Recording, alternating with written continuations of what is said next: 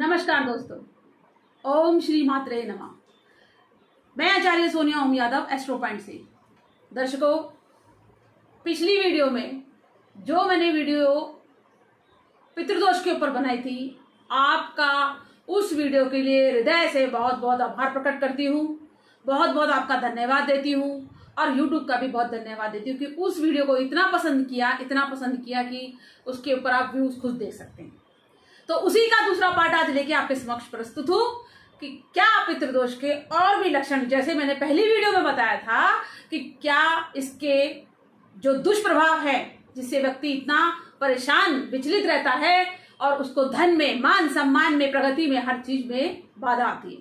तो इसी पे आज ये वीडियो स्टार्ट करते हैं और आपको उस वीडियो से रिलेटेड ये उसका दूसरा पार्ट आपके सामने प्रस्तुत है। मैं आचार्य सोनिया ओम यादव एस्ट्रो पॉइंट से, तो ये पितृदोष के ऊपर आपके सामने ये वीडियो लेके प्रस्तुत हूँ। देखिए, पिछली बार जो बात हुई थी कि क्या लक्षण है आपकी जन्म कुंडली के अंदर कि जिससे हम पता कर सके कि क्यों पितृदोष होता है, आज इसी की दूसरी जानकारी लेके प्रस्तुत हूँ।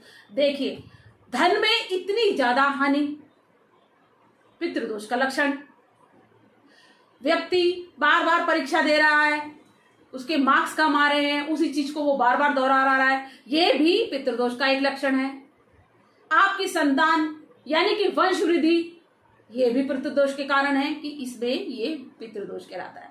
आदमी बार बार एक चीज को करता चला जा रहा है, उसका मन अशांत है, घर में मन नहीं लगता, रिश्तों में मन नहीं लगता। यदि घर में किसी का विवाह किसी भी तरीके से हो भी गया तो उसमें दोनों हस्बैंड वाइफ में रिलेशन ना बनना, सबसे बड़ा कारण तो आज के टाइम में यही है कि हमारे रिश्ते ही नहीं बन पाते।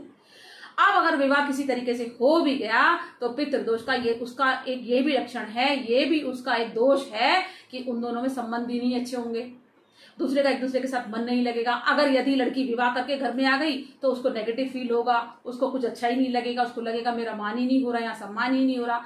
यदि लड़का अगर लड़की को ब्याह के लाया है, जो उसी का ही दूसरा है कि भाई लड़की को लड़का ब्याह के लेके आता है, तो लड़के को भी उससे संतुष्टि किसी भी प्रकार की नहीं मिलने वाली। ये पितृदोष का कारण है।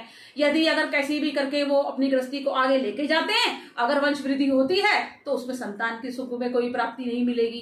दूसरी चीज कि अगर संतान हो भी गई तो वो आरोग्य होगी।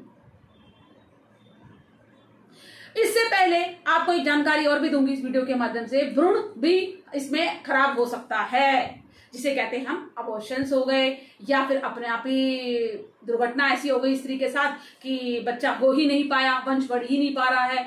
कई डॉक्टरों से, कई अच्छे विद्वानों से, प्रकांड पंडितों से आपने दिखवा लिया, उसके बाद भी चीजें नहीं हो रही।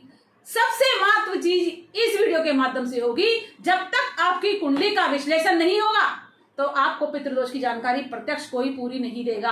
आपको अपनी कुंडली एनालाइज किसी अच्छे से करानी चाहिए, जिससे कि आपको इन दोषों का पता लगे और आपको पता लगे कि पितृदोष क्या है। देखिए, इस टाइम पितृपक्ष चल रहा है, ये जानकारी आपके लिए बहुत महत्वपूर्ण है। ये आपके लिए कारगर हो सकती है, आपके मार्गदर्शन कर सकती है, आपका जीवन बदल सकती है, क्योंकि सब कुछ हमारे पितरों के कर्मों का फल है। कर्म को सब प्रत्यक्ष हमेशा आगे रखा गया है। अगर कहीं मेरी बात में किसी को कोई त्रुटि, कोई खराबी लगे तो प्लीज आप मुझे इस वीडियो के माध्यम से कमेंट करके बताना, पर यह प्रत्यक्ष सच है और सच को किसी की कोई सपोर्ट नहीं चाहिए, यह सच है। आज भी जितने भी लोग मुझसे जुड़े हैं, ज्यादा से ज्यादा कितनी कुंडली एनालाइज करती हूँ, ज्यादा से ज्यादा जितना भी जिसकी भी किसी की भी तरीके से भी, किसी भी मोडालिटी से, किसी भी मैं अपने कम्युनिकेशन जितने भी हैं, ज्यादातर मेरे पास पत्री के अंदर पितृदोष का ही समस्या सामने आई है। 100% कासर दोष हो, मांगलिक दोष हो, ये किसी भी प्रकार का कोई दोष हो, ये सब उसी प्रकार के। यदि आप कोई भवन बनाते हैं, मकान बनाते हैं, कोई प्रॉपर्टी लेते हैं, उसमें भी तो वो दोष ही है कि वो मकान बनते बनते आधा ही रह गया। कोई प्लॉट जमीन आपने खरीदी, उसमें भी कोई ना कोई रोक टोक लग गई, कोर्ट केस चल गया जो सालों तक नहीं निपटा, क्या ये दोष नहीं है? आरोग्य जीवन हो गया, दवाइयों पे ही आदमी जीवित है। एक तरफ कहीं से कुछ भी करके कमा रहा है और दूसरी तरफ से उसका एक घड़ा है, मटका, जिसमें वो लाई जा रहा है और उसमें एक लीक पॉइंट है कि वो सारा बहता चला जा रहा है। आपने मटके में डाल दिया, नीचे बड़ा छिद्र है, बड़ा छेद है, और वो पैसा वहां डॉक्टरों के पास या अस्पतालों में आप दे के आ रहे हैं। एक चीज आरोग्य, हर समय कोई ना कोई घर में व्यक्ति लंबे समय से बीमार रहना, कितना भी धन गंवा ले व्यक्ति, उसकी प्राप्ति ना होना, यह पितृदोष के लक्षण है। इस टाइम पितृपक्ष चल रहा है, इसीलिए मैंने ये वीडियो आपको, मेरे को थोड़ी सी ये वीडियो बनाने में समय इसलिए लगा क्योंकि मेरा थोड़ा सा कहीं कोई जगह परिवर्तन दिखाई दे रहा था मुझे, तो मेरी जगह परिवर्तन हुआ, दोबारा से शुरू किया मैंने इन चीजों को, अब मुझे समय मिल पाया है तो ये वीडियो आपके समक्ष है। देखिए, आपने उस वीडियो को बहुत पसंद किया, उसके लिए फिर से एक और बात हृदय से धन्यवाद और बहुत आभार। आप इसी वीडियो को भी लाइक कीजिएगा, कमेंट कीजिएगा, मुझे बताइएगा कि जितनी मैंने बातें रखी इस बात में, पितृदोष में, पितृपक्ष पे, तो कितनी जानकारी आपको इसमें सही लगी। और ये सही ही जानकारी है, ये जानकारी इसीलिए है कि आप जानकार बने, जागरूक बने कि ये क्यों हो रहा है। कर्म प्रधान है, कर्म हमारे जो पितरों के, पूर्वजों के जो भी किए हुए कर्म हैं उन्हीं के प्रत्यक्ष हमारी संतानें, हमारा कुल जो हमारा वंश है वो सहन करता है। आज मुझ पे कोई परेशानी विपत्ति आ गई, मैं जितना भी धन कमाऊं वो संचित ना हो, मेरे वंश में वृद्धि ना हो, मेरी संतानें दुखी रहे, उनमें एकाग्रता ना हो, वो अबनॉर्मल ना हो, बीमारी ही हो गई, पढ़े भी ना, ग्रोथ ना हो किसी चीज में, तो मेरी इन चीजों का क्या फायदा। आपकी संतानें, आपका परिवार, आपका रिलेशन, आपका धन मान सम्मान वो किस तरीके से ठीक हो सकता है? वो इस तरीके से ठीक हो सकता है कि आप अपनी कुंडली एनालाइज कराएं, जो भी दोष है उन पे बात करें, उन पे समस्याओं पे समाधान करें। देखिए, पहली वीडियो में मेरे पास बहुत सारी कॉल्स ऐसी आई और बहुत जगह से दूर से आई, तो उनमें उन्होंने लोगों ने सीधा डायरेक्ट मुझसे कांटेक्ट करने की कोशिश की। जिस तरीके से मेरा ये नंबर इसमें एनालाइज होता है, देखिए मेरी जितनी भी प्रेडिक्शंस होती हैं, जो भी मोडालिटीज टेक्निक्स मैं यूज करती हूं, सारी पेड हैं। प्लीज, मैं फ्री में कंसल्टेंसी नहीं देती, ये हमारा काम है। आप अपने काम को सल्यूट करते हैं, अपने गुरुओं का सम्मान करते हैं। प्लीज आप फ्री में कंसल्टेंसी ना लें। पहले तो ये जानकारी भी इस वीडियो के माध्यम से दे रही हूं, तो आप जो भी बात करें वो हमारी दक्षिणा जो भी है वो हमारी लगती ही है। तो मैं ये कहना चाहती हूं कि ये जो पितृपक्ष में मैं वीडियो बना रही हूं, ये क्यों है कि जिनके घर में भी अगर ये है, वो पितृपक्ष में वो पितरों को जल भी दे रहे हैं, तर्पण भी कर रहे हैं और उनका पिंडदान भी कर रहे हैं और फिर उनका फल भी प्राप्त नहीं हो रहा, पूजा पाठ, हवन फवन, तो मंत्र तप जप सब कुछ करा रहे, दान पुण्य, फिर भी कोई काम नहीं हो रहा। तो क्यों नहीं हो रहा? आपको प्रत्यक्ष उसकी जड़ तक जाने की जरूरत है। आप उसकी जड़ तक जाइए, बात कीजिए, मुझसे कीजिए, अनेक किसी से भी कीजिए, पर अपनी समस्या का समाधान लीजिए।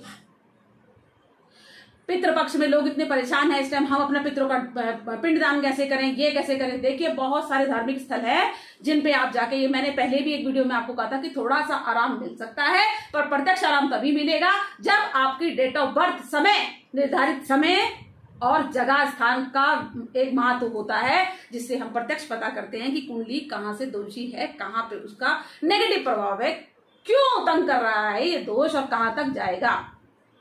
तो अगर आपको इस पे मेरे से बात करनी है, चर्चा करनी है कि हमारा पैसा धन नहीं प्राप्ति हो रही है, हम जितना कमा रहे हैं सब वेस्टेज हो रहा है, टाइम वेस्ट हो रहा है, चीजें हम दोहराते चले जा रहे हैं, हमारी कोई सुन नहीं रहा है, आपके घर में नेगेटिविटी, ऐसे में तंत्र और नेगेटिविटी आपके घर में किया कराया प्रत्यक्ष दिखाई देगा। यहां तक की बात है, कोई भारी करे ना करे, आप ही के घर में जिनकी अकाल मृत्यु हो चुकी है या जिनके अंदर जो पितृदोष है, उन्हीं के घर की चीजें आप उनको तंग करते हैं।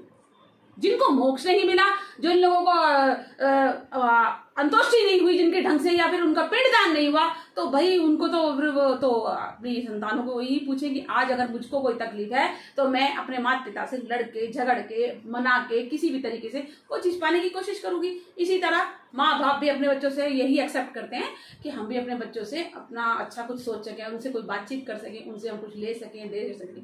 माँ बाप भी बच्चों से कुछ ना कुछ चाहते हैं और बच्चे भी माँ बाप से सब कुछ चाहते हैं, वो तो ज्यादा ही चाहते हैं। तो देखिए, जिनकी आत्माओं को शांति नहीं मिली, जिन पूर्वजों को पिंडदान नहीं हुआ, जिनके साथ ये प्रॉब्लम्स है, जिन लोगों के, आप मुझसे इस विषय में बात कर सकते हैं।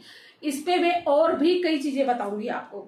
देखिए, कई बार होता है कि हम बच्चे की नौकरी के लिए परेशान हो रहे हैं, उसके काम में सारी बात, मैंने एक एक चीज लिख के इस पे एनालाइज करके रखी है। नौकरी में बार बार बाधा आना, बच्चे की नौकरी के लिए वो इंटरव्यू दिया ही जा रहा है, पर इसका कहीं काम नहीं बन रहा।